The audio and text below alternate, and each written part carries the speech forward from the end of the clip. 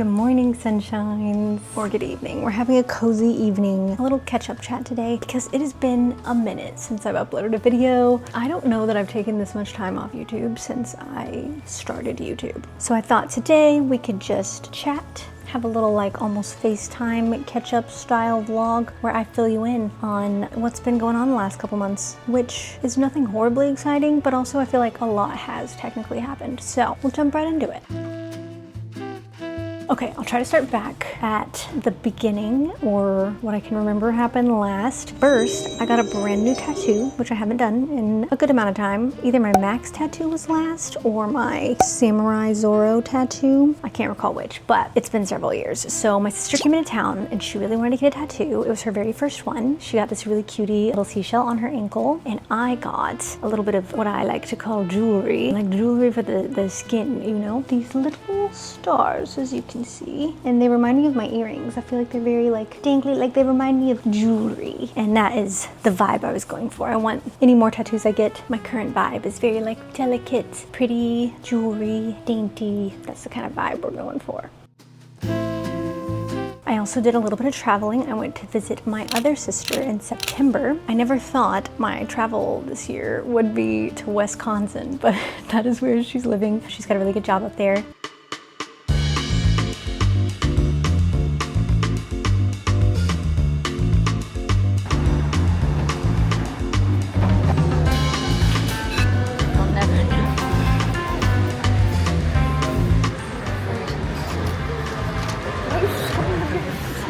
I tried to pay and she cheated and stole it. Her card declined. It declined. It already went through. So it glitched because my phone was out. Why is it only focusing on you? It's like, this is the star of the show right here. She's in the middle. This is the best looking one here. Focus on.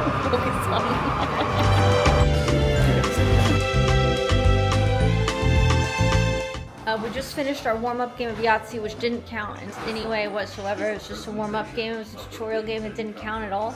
And now we're doing. Counted for me. Now we're doing a real game of Yahtzee. He didn't win. They hate to see you win. It was a warm-up game. It was not a warm-up. But now we're really playing. This was my warm-up game of Yahtzee. But the next game is gonna be crazy. Melly! Look at her. She's so soft.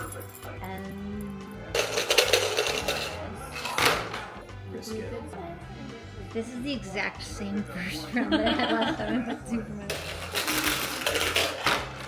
So to update on my Yahtzee warm-up game, I progressively got worse every round, and I lost all 3 games. There's that. But Shannon was a big winner. She won 2 games. And out of 3, I won 0, so it was first to 2. So I think I'm retiring from my Yahtzee career. We'll try again next year. I also lost at Mario Kart. So I'm never coming back to Wisconsin again, basically. My ego has been humbled by these children. And honestly, I was shocked. It was beautiful. All the houses were like brick and lush looking, and the neighborhood was so cute, and we walked to Starbucks. Everyone's walking their dogs. The leaves were falling. I haven't seen proper changing leaves, and I can't remember how long, because in California, it's just kind of the same all year round, which kind of is a stuck feeling I've been noticing lately, so I think we're gonna move out of California. But that's not the point of this. I'm gonna try not to get off track. My point is that Milwaukee, Wisconsin, the area that we were in at least, was a big surprise to me. It was a gorgeous, beautiful little place, and I would definitely visit again. I don't know that I would visit in winter necessarily, but that little gentle in between summer and fall, really, because it was early September. Beautiful, stunning. Would love to live somewhere where the seasons change a little. I think that is what I learned from that. Seasons changing can be quite beautiful, and I miss it. Not that Texas really gets much of a seasonal change, but I digress. So today's video is sponsored by Hungry Root, who we know and love. Nothing takes the mental weight off of my brain more than just having all my grocery shopping and meal planning just done for the week. Don't even have to think about it. This morning, I was hungry. I needed some breakfast. I had my coffee, and I had a little coffee cake that they gave me. Tomorrow, I got a little pumpkin bread. I'm gonna have that for breakfast. Love a little pastry in the morning. And then this afternoon, I've got a pesto ravioli. We're living lush. We're getting meals that we like. You can go on their app, select all of your favorite meals, your favorite like food ingredients and everything else if you want something more or less of. They just make life so easy. Love to see it. Hungry Root is meal planning, grocery service for you. It does absolutely all the work for you. You get everything perfectly portioned for the week, ready to go every single week, fresh to your door. Could not be an easier option for the easily overwhelmed mind, me. Also, for a limited time, you can get 40% off of your first box plus a free item for life. In every single one of the boxes that you ever get, you'll get a free item. All you have to do is use code NikkiB at hungryroot.com and you will get that discount for you. So if you haven't given it a try, you get 40% off your first box. You should definitely give it a try and see if you like it, see if it makes your life easier, because I guarantee you that it will. Thanks to Hungry Root for sponsoring this video, and without further ado, we will dive back into my life updates. Okay, also in this time period, I had one of the scariest moments of my life where my boyfriend just had a seizure first thing in the morning. I did not know what to do, what to think, how to react, because I feel like I've never been in that kind of emergency kind of situation before. He sat up out of bed and it was first thing in the morning. We'd just woken up, so eyes still foggy from sleep, and he was like, I don't know what's going on. Like, I'm freaking out. I don't know what's going on. I don't know what's going on. And then he was heaving, like his chest was heaving. And then he got on his knees next to the floor, was standing there just like face planted, like 200-pound man. I just heard the slap of his face hit the floor and I was like, oh my gosh. Right before his eyes like rolled in the back of his head, like I've only ever seen them do in like movies, I swear, when someone's being possessed, but his eyes rolled into the back of his head and he just fell over and slapped into the floor. And I just realized in that moment that I have no skills whatsoever. I am the most worthless individual because I had no idea what to do. He was laying on his face and his arms were twitching. Do I need to roll him over? I tried to push him, could not move him. He was just stiff, twitching. He's a very large man and I could not get him over. I panicked probably for about 10 seconds and then I was like, I'm gonna grab my phone and call 911. So I grabbed my phone to call, and then as soon as that happens, he like snaps out of it and he goes, I think I'm losing my mind. And because he didn't remember or realize what just happened, and he was very just disoriented. So that was a very scary moment. And then we took him to the ER, of course, and they did so many tests on this man. Oh my gosh, we were there for hours and hours. They did EKGs and CAT scans and drew his blood, did all these different tests. It was a mess, and everything came back normal, which perturbed me because this was clearly not a normal situation. But we've gone to several other doctors since then and have done our best to work that out or whatever. But that was just an eye-opener for me. Where can one get training on what to do in emergency situations? You know, I don't want to be a nurse or like paramedic, but I feel like I should have some skills or some knowledge there to know what to do. And I don't know where to get that information, or like specific hands-on training would be amazing. So that was my epiphany from that. What are you doing? Yes, that was one of the scariest things I've ever witnessed, and I learned something about myself. I learned something about myself, and that I'm useless. And that was how I felt afterwards, for sure. I would like to be more useful. Also, big update. Okay, if you guys don't know, I got my Tesla in 2022 and I have absolutely loved it every minute. I never have to drive myself anywhere. I use the autopilot for everything and I'm very good. It won't let you not look at the road, but I look at the road the whole time. I pay attention. I just like that I don't have to think about when I need to exit or if I'm in traffic. I don't really have to sit there and do gas, brake, whatever. The autopilot feature is just my favorite thing of all time. I did do a lease for my Tesla and my lease just ended, so I got myself a brand new car, a 2026 Tesla Model 3. All right, sunshines, today is the day that we traded my lease for a brand new Tessie. Here is old Tessie in all her glory. She treated me well, but now we're getting a new one. So for my first lease, I signed it, designed the car, they delivered it to my house literally the next day. It was like 24 hours. For this one, I ordered it several weeks ago, but I didn't want to pay for two cars at the same time. So they have me coming here to pick it up. So here, and it says, locate your vehicle. So now I just have to find it, I guess. So we're wandering the Tesla thing looking for my vehicle, but I think I saw it when I drove by, so we'll see. I'm pretty sure this is her right here. Oh, it even says my name on the front. And they gave me a box and a charging adapter and everything. I didn't do that the first time I got my car. Okay, this is new Tessie. She's not that different from old Tessie, but they did remove the stick over here. You have to change from drive to park with the screen, which is kind of annoying, but beautiful. There's extra white. There's white on the door, which I didn't have before. I don't think this was gray before either, so I think that looks nice. The biggest change that I can see is that, hold on, let me get in the bag. So there is a screen back here in which you can control things and you can watch Netflix or YouTube, things like that. Control the music, there's games, all sorts of fun. And they even gave me, it's kind of upsetting that they didn't give me this last time, they gave me a combo adapter. When you go to a non-Tesla charger, it doesn't have the right connection, so they gave me 2 different adapters, which was very kind. We love her. She's stunning, and I'm very pleased with my purchase. So I got the exact same car, and I even built it the exact same way. I changed the rims. I did the interior white. I think that's all I changed to it. I just did the base model other than that. It's a beautiful, wonderful little car. I'm a huge fan, personally. Mainly, it's just the autopilot feature, I'm gonna be honest. If every other car offered that, I would probably search for a different car, but I love my autopilot. I love my Tessie. I did end up getting the exact same car, but weirdly enough, this car comes with way more like mileage than what you can get on a 1 battery charge, and it has a little screen in the back for the backseat people can watch Netflix and stuff, which I think is so cool. It's overall, like, I would say an improved model. You know, Teslas are not the kind of car that I would want to keep long term. I hear that they're like computers, you know, you just don't, you need to refresh the model, I think, from what I've heard. That being said, this Tesla is cheaper. Like, I paid $200 less a month. I paid almost $700 a month for my last Tesla lease, and this one I'm paying just under $500 a month. I don't know why. I didn't put any more money down. I didn't do anything differently. I'm doing a 36-month lease, but it's a lot cheaper, and I'm quite pleased about that. That is the car update, and I'm pretty happy about it, but it's not that exciting. Still very cool, and I really like it.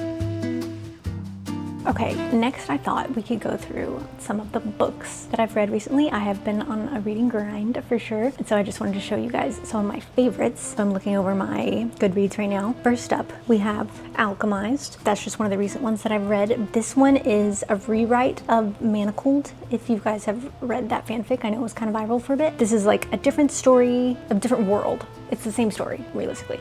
But I kind of forgot some of the main points as I was reading, so I still got a little bit of a surprise. I knew some of it, but some of it was like a little bit of a surprise that I forgot about. So this was a great read. It's a really long book. The audiobook is amazing. It's on Spotify, which is nice because you get like 15 hours of Spotify. With Spotify Premium, you get like 15 hours of audiobooks a month. And I don't listen to the whole audiobooks of anything. I just listen to it if I'm driving or something and I can't physically read it. So every once in a while I'll just listen to a couple chapters here and there, but I really like the girl who does the audiobook for this. She has a really raspy, like, nice voice. So good. So Alchemized is one that I would recommend if you haven't read Manacled, or if you have, honestly.